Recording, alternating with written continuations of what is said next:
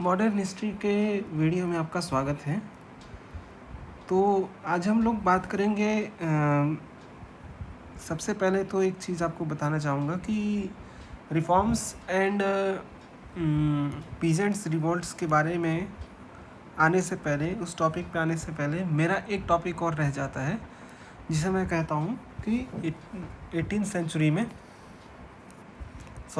Century में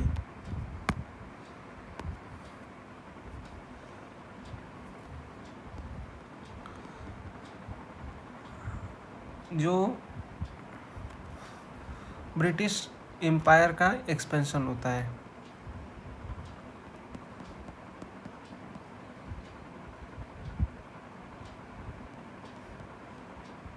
इस चीज़ को अगर हमें समझना है तो वापस से अपने हम उस टॉपिक पे आते हैं और सबसे पहले तो आपको ये हम समझाते हैं कि वहाँ पे हम पॉज क्यों लिए थे। तो मैंने जैसा कि आपको बताया था कि पिछले कुछ वीडियोस में मैंने आपको बताया था कि हम जो है यहाँ पे डिस्कस किए थे कि कैसे अंग्रेज़ों ने पहले बंगाल में अपने सत्ता काबिज़ की और फिर किस तरीके से उन्होंने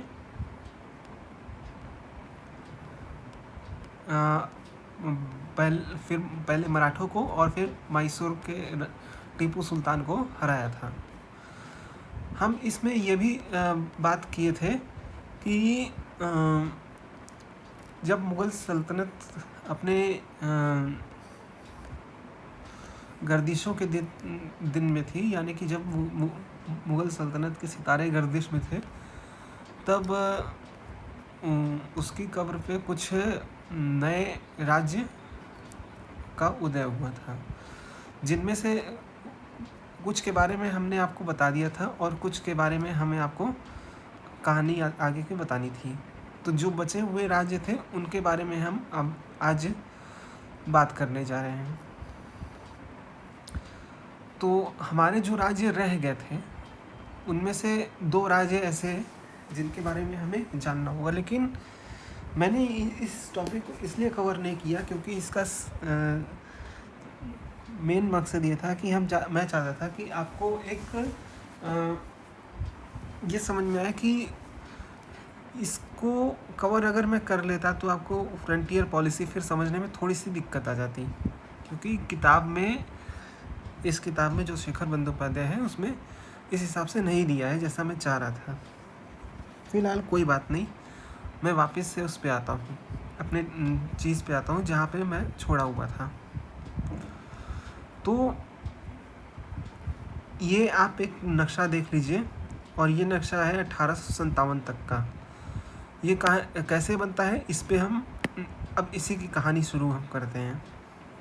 मैंने आपको बताया था कि मराठों को अंग्रेज़ों ने हरा दिया था। बंगाल उनका एक ऐसा एरिया था जो कि इनका पूरा बंगाल पे पूरा कब्ज़ा था और बंगाल इनका कोर एरिया था।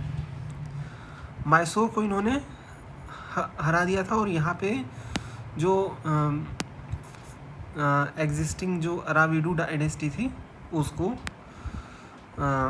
अंग्रेज़ों ने कायम किया था। Mysore as a princely state वजूद बरकरार था। अब लेकिन हम ये समझने की कोशिश करते हैं कि बाकी कई इलाकों में क्या हुआ, क्योंकि अंग्रेज़ों का जो ज़्यादातर विस्तार था, एक तो अवध के नवाब के साथ इन्होंने 1764-65 में ट्रीटी ऑफ इलाहाबाद कर लिया था। तो एक तरीके से ये पूरा एरिया जो अवध का था ये पूरा इनके इन्फ्लुएंस में ही आ गया था। फिर उसी ट्रीटी के तहत उन्होंने मुग़ल बादशाह को अपना पैट्रोनेज में ले लिया, तो इसमें कोई इशू ही नहीं है। 1818 तक मराठों का ये एरिया भी इनके कब्ज़े में आ गया। अब रहा सवाल हैदराबाद का। हैदराबाद जो है, हैदराबाद इनके साथ इन्होंने ट्रीटी साइन कर रखी थी, तो हैदराबाद इनका एक बहुत ही वफादार राज्य बन गया। बाकी इधर के छोटे मोटे जो राज्य थे वो उनके साथ थे, जो पहले हैदराबाद के सामंत टाइप के थे। फिर इधर मैसूर था, मैसूर को इन्होंने हरा दिया था और कैसे हराया था इसकी कहानी मैं पढ़ चुका हूँ। अब हम बात करेंगे एक ऐसे राज्य की जो ब्रिटिश साम्राज्य जिस वक्त तक दिल्ली तक अपना एरिया विस्तार कर रहा था, वहाँ तक उसी टाइम पे नॉर्थ वेस्ट में क्या हो रहा था, हमें ये समझने की ज़रूरत है। तो 1739 में नादिर शाह का जब हमला होता है, तो उस हमले में क्या होता है कि पूरे जो नॉर्थ वेस्ट का इलाका होता है, खासकर उत्तर पश्चिम का जो कबीलाई इलाका होता है, इसके अलावा जो पंजाब का मैदान होता है, वो जो एरिया होता है वो अफ़गानों के कब्ज़े में चले जाता है। पहले ईरानियों के कब्ज़े में रहता है, फिर उसके बाद अफ़गानों के कब्ज़े में आता है। इससे क्या होता है कि इससे जो बेसिकली अब ये जो एरिया रहता है पंजाब वाला, इस पे भारत पे फॉरेन इन्वेजन का या बाहरी हमले का ख़तरा बरकरार रहता है।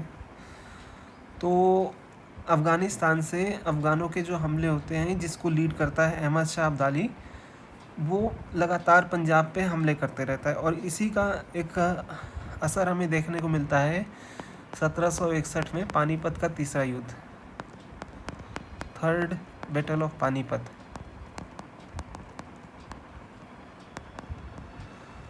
अब जब ये थर्ड बैटल ऑफ पानीपत हो जाता है, तो इसमें क्या होता है, मराठों की जो रही सही ताकत होती है वो ख़त्म हो जाती है।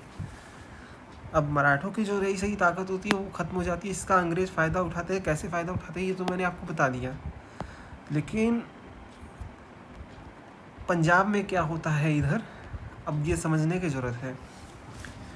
जिस वक़्त अहमद शाह अब्दाली वापस लौट रहा होता है, उसी वक्त पंजाब जो है इस समय 12 मिसलों में बटा रहता है। और ये 12 मिसल अफ़गानों के ख़िलाफ़ एकजुट होकर साल दर साल हमला करने लगते हैं। इससे क्या होता है कि ये जो पंजाब है, यहाँ पे मतलब एक सिखों और अफ़गानों की लड़ाई होती है। और ये लड़ाई आपकी करीब करीब आप समझ लीजिए 1770 के दशक तक चलती है, 1770s तक। इसके बाद क्या होता है, 1775-80 के आसपास पंजाब में एक मिसल रहती है जिसका नाम रहता है सुकर चकिया मिसल। सुकर चकिया मिसल के राजा रहते हैं महान सिंह, और उनके बेटे रहते हैं महाराजा रणजीत सिंह। तो इस सुकर चकिया मिसल के जो भी मतलब राजधानी रहती है, वो राजधानी रहती है पंजाब में गुजरांवाला में, जो कि आज के पाकिस्तान में मौजूद है। और ये जो सुकर चकिया के जो लीडर थे महाराजा रणजीत सिंह, ये पंजाब के जितने भी बाकी के मिसल थे, जैसे भंगी मिसल हो गए या फिर अहलूवालिया मिसल हो गए, इन लोग को एक साथ मिला के एक बड़ा सिख एम्पायर क्रिएट कर देते हैं। और ये जो सिख एम्पायर होता है वो करीब करीब ये पूरा एरिया कवर करता है। और इसके अलावा ये अफ़गानों के कुछ इलाके भी कब्ज़ा कर लेते हैं। तो अब आप ये समझिए कि यहाँ पे एक चीज़ होती है कि जो अफ़गान रहते हैं उनकी पावर तो अब ख़त्म हो गई है, और पावर डायनामिक्स अब कुछ ऐसा रहा है कि जो मतलब यहाँ पे अब रहा है, नॉर्थ इंडिया का पावर डायनामिक्स अब कुछ ऐसा बन गया है कि एक तरफ ईस्ट की तरफ ब्रिटिश हैं और वेस्ट में सिख एम्पायर है। तो इसी टाइम पे अंग्रेज़ों की एक ख्वाहिश थी कि वो जो है, चूँकि उन्हें एक घबराहट थी कि कहीं रशियन जार जो है वो ब्रिटिश एम्पायर पे हमला न कर दे।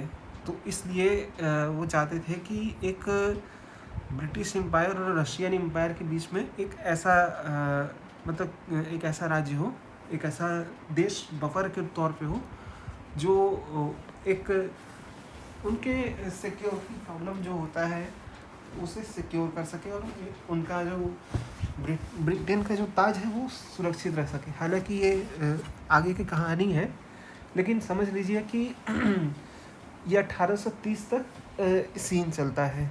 तो आप ये समझिए कि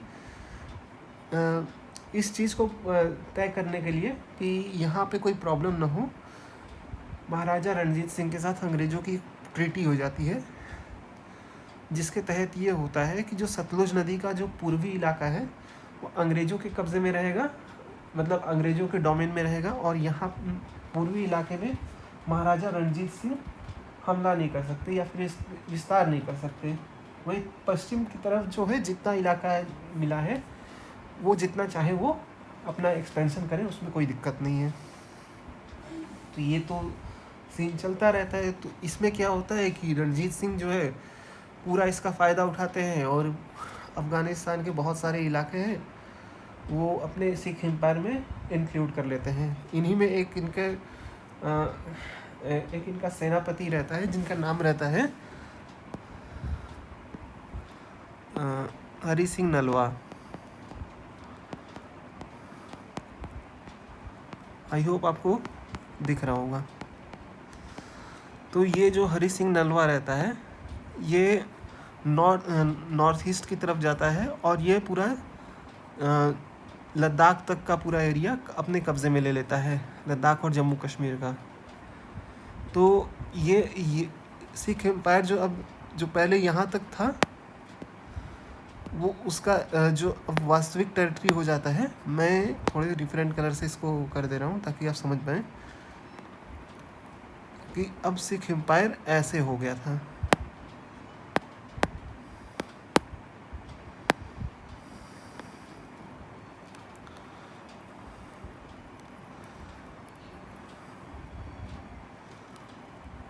सिख एम्पायर का जो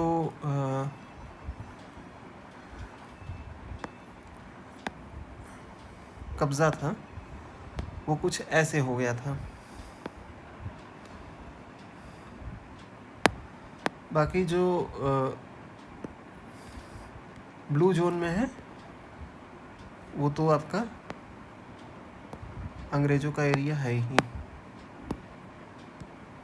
जैसे ये ब्लू जोन है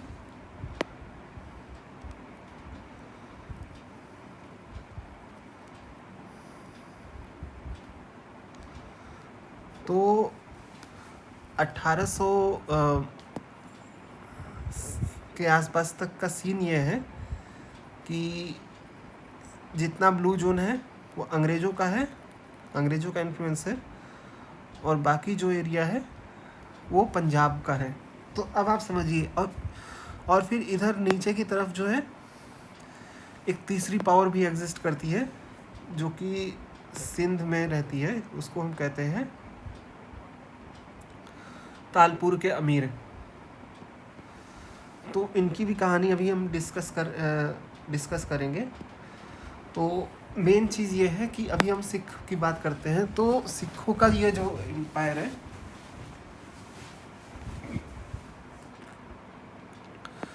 ये रणजीत सिंह के टाइम पे ऐसा हुआ करता था। लेकिन क्या होता है कि 1837 में रणजीत सिंह की डेथ हो जाती है, और जब 1837 में जब रणजीत सिंह की डेथ हो जाती है तो क्या होता है कि उनकी डेथ के बाद एक सिचुएशन ऑफ केओस उत्पन्न होती है। और ये सिचुएशन जो है अगले कुछ ऐसे चलती है कि अब धीरे धीरे जो कंपनी का जो इन्फ्लुएंस है वो बढ़ने लगता है। और होता क्या है कि अब धीरे धीरे वो पहले अपना रेजिडेंट भेजती है पंजाब में, और फिर धीरे धीरे पंजाब के पूरे एरिया को अपने उसमें शामिल कर लेती है। और फिर स्थिति 1850 तक ये हो जाती है। उससे पहले ये जो सिंध का एरिया है वो अंग्रेज़ों के कब्ज़े में आ चुका रहता है। तो अभी हम उसके ऊपर आएंगे बाद में। लेकिन आप ये समझिए कि ग्रेजुअली जो है 2 वॉर यहाँ पे लड़ी जाती है। एक है फर्स्ट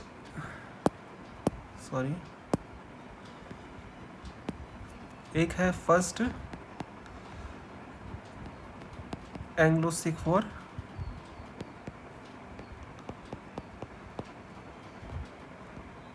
और दूसरा है सेकंड एंग्लो सिख वॉर।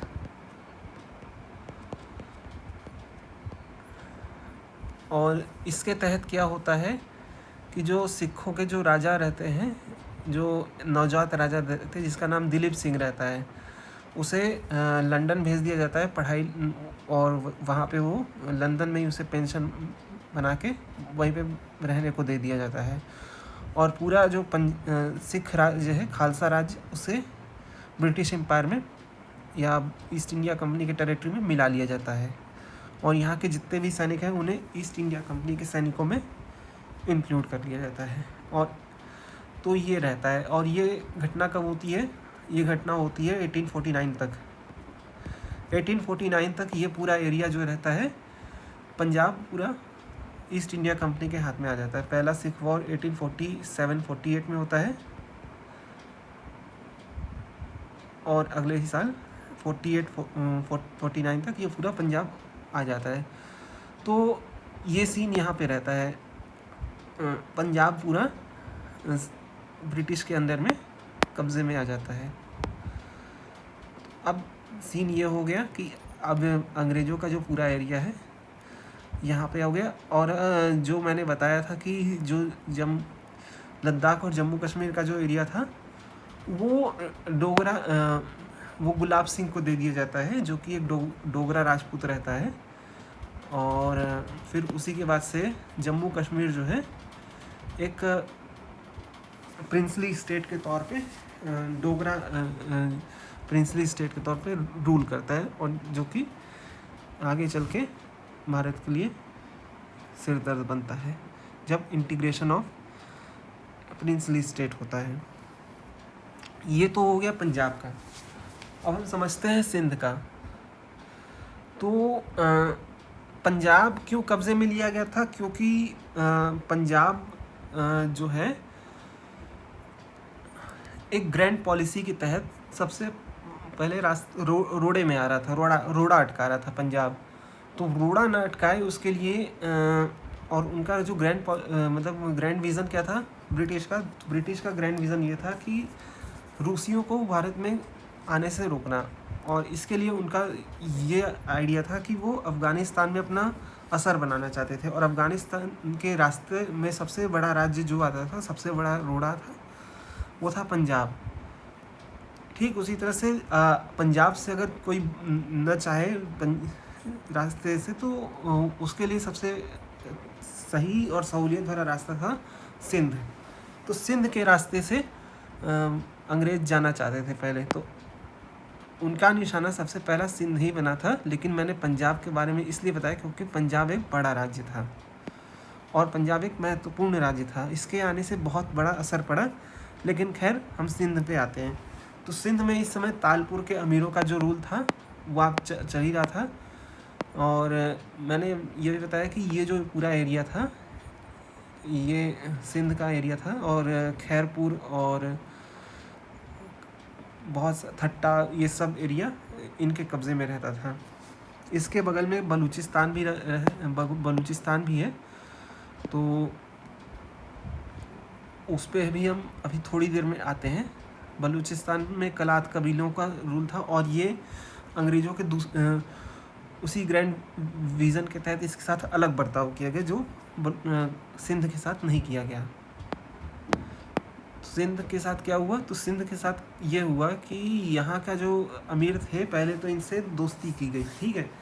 और दोस्ती के तहत ये हुआ कि जो हमें एक रास्ता दे दिया जाएगा अफ़गानिस्तान तक, और यहाँ पे जो रास्ता हमें मिलेगा हम आपको फ़ायदा दे देंगे।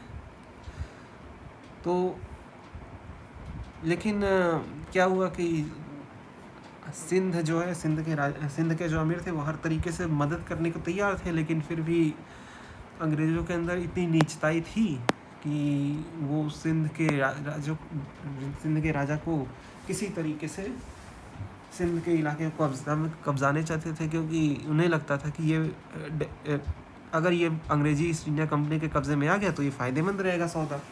तो उन्होंने क्या किया कि उन्होंने फिर चार्ल्स नेपियर को रेसिडेंट बना के भेजा, और फिर रेसिडेंट के बहाने से ही उसने कुछ ना कुछ छोटा मोटा बहाना बनाया, और फिर वहाँ से फिर ईस्ट इंडिया कंपनी की सेना लेके 1838 तक आते आते पूरे सिंध को ईस्ट इंडिया कंपनी के झंडे तले ला दिया, और फिर सिंध 1837 तक पूरा एरिया अंग्रेज़ों के कब्ज़े में आ गया।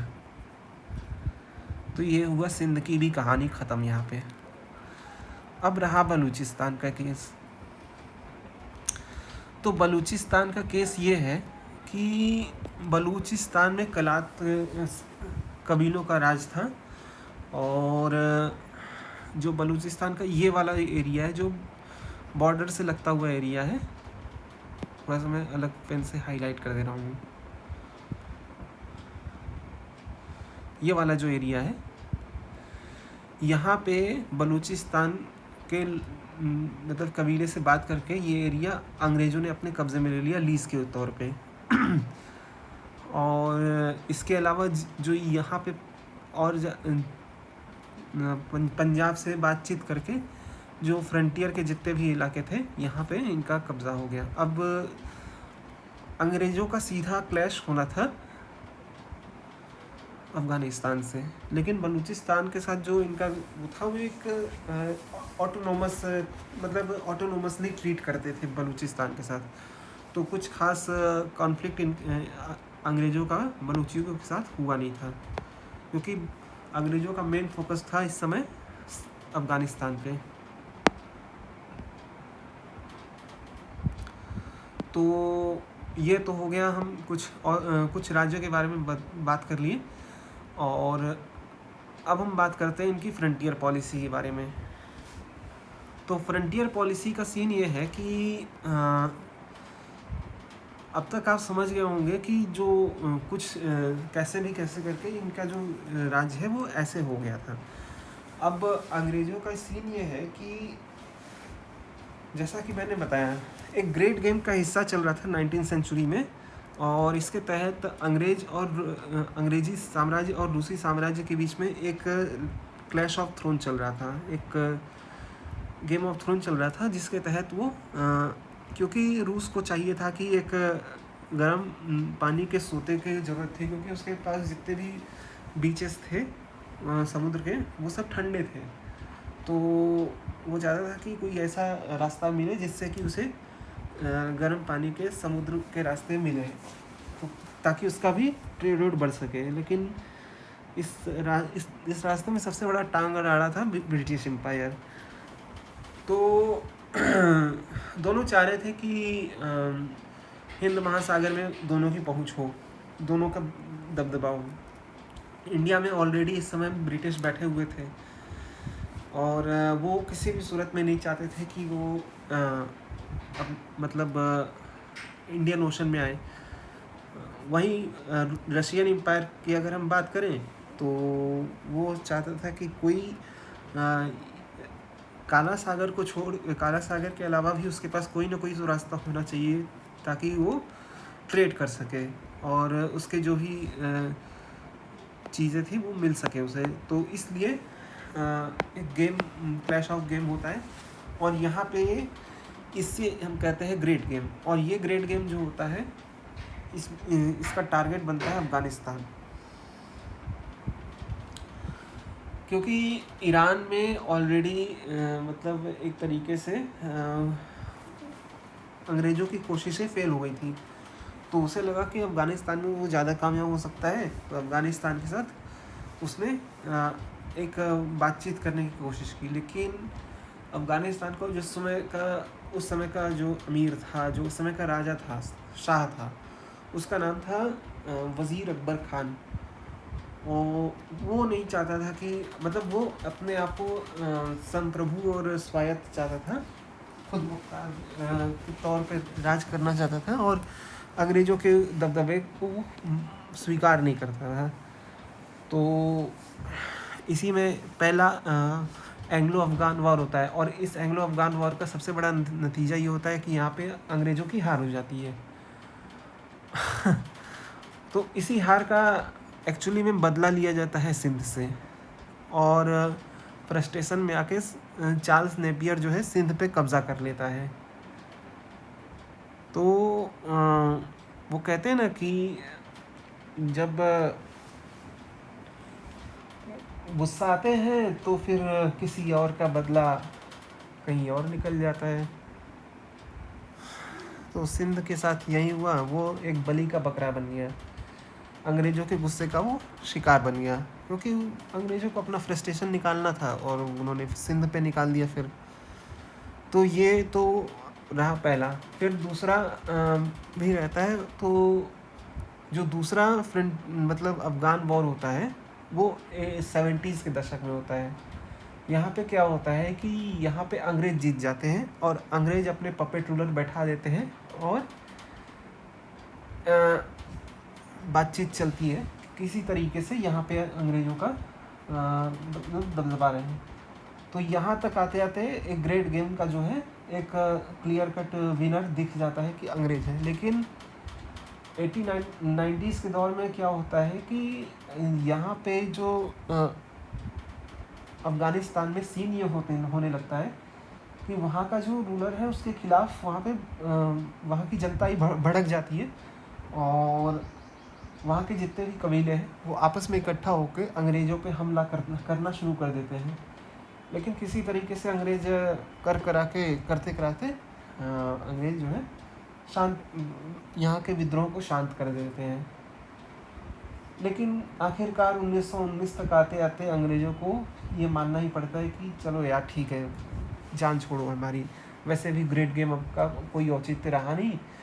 तो 1919 तक आते आते अंग्रेज़ जो है अफ़गानिस्तान को एक तरीके से एक स्वतंत्र राष्ट्र के रूप में मान्यता दे देते हैं और एक उसे आज़ाद कर देते हैं। तो ये एंग्लो अफ़गान वॉर। लेकिन इससे थोड़ा साल पहले मतलब 90 के दशक में ये होता है कि ब्रिटिश इंडिया और अफ़गान अमीर जो रहता, अफ़गानों का जो राजा रहता है, उसके बीच में एक समझौते के तहत एक लाइन बनाई जाती है ब्रिटिश इंडिया और अफ़गानिस्तान के बीच, जिसे हम कहते हैं डूरंड लाइन।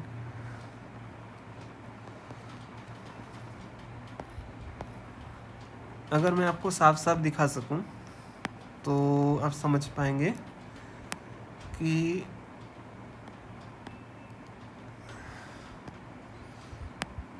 ये जो आप लाइन देख रहे हैं,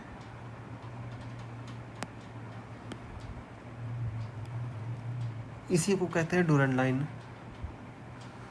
आजकल बड़ी चर्चा में रहती है क्योंकि अफ़गानिस्तान और पाकिस्तान के बीच में बनी ये लाइन काफ़ी प्रॉब्लमेटिक है और बहुत ज़्यादा प्रॉब्लम क्रिएट करती है। तो ये तो हो गया अफ़गानिस्तान की कहानी। अब हम बात करते हैं यहाँ की कहानी। तो बंगाल तक तो पूरा इनका एरिया था ही, बंगाल तक तो पूरा इनका कब्ज़ा था ही, इसमें कोई प्रॉब्लम ही नहीं है। ठीक है, यहाँ पर अब आता है ये बर्मा। तो हम अब एंग्लो बर्मा वॉर की बात करते हैं। तो एंग्लो बर्मा जो वॉर होती है वो 1823 और 26 के बीच में होती है। और यहाँ पे क्या होता है, मतलब 1820 और 1830 के बीच में, और इसका फेट ये होता है कि ये जो है ब्रिटिश एम्पायर में शामिल कर दिया जाता है विथ 2 बैटल्स। 2 बैटल के तहत पहले ये एरिया अंग्रेज़ों के कब्ज़े में आता है, और फिर इसके बाद अगले बैटल में अगले साल यहाँ तक आता है, ये पूरा एरिया अंग्रेज़ों के कब्ज़े में आ जाता है। तो अब जो सीन रहता है, जो पूरा बर्मा रहता है, अब ये पूरा सीन ये रहता है कि ये एरिया इनके कब्ज़े में आ गया। एंग्लो अफगान वॉर जो होता है वो ट्रीटी ऑफ गंडमक के ज़रिए ख़त्म होता है। एंग्लो बर्मा वॉर जो है वो ट्रीटी ऑफ यांडबू और एंग्लो नेपाल वॉर जो होता है जिसके बारे में अभी हम चर्चा करेंगे वो ट्रीटी ऑफ सुनौली के तहत ख़त्म होता है। और इसके तहत ये होता है कि ये रहता है नेपाल, यहाँ पे बैठा है नेपाल। और एंग्लो नेपाल वॉर जो है इसके तहत क्या होता है कि इन दोनों के बीच में एक युद्ध होता है, दो एक्चुअली में युद्ध होते हैं, लेकिन हमें ये जानना ज़रूरी है कि इस युद्ध के तहत जो अंग्रेज़ों की जो अंग्रेज़ नेपाल को हरा देते हैं और जो गुरखा जो है गुरखा रेस उसे ब्रिटिश एम्पायर की आर्मी में शामिल कर लिया जाता है। तो अब जो है सीन ये रहता है कि अब ये पूरा ब्रिटिश एम्पायर कुछ ऐसा दिखने लगता है, पूरे भारत में इसका कब्ज़ा हो जाता है।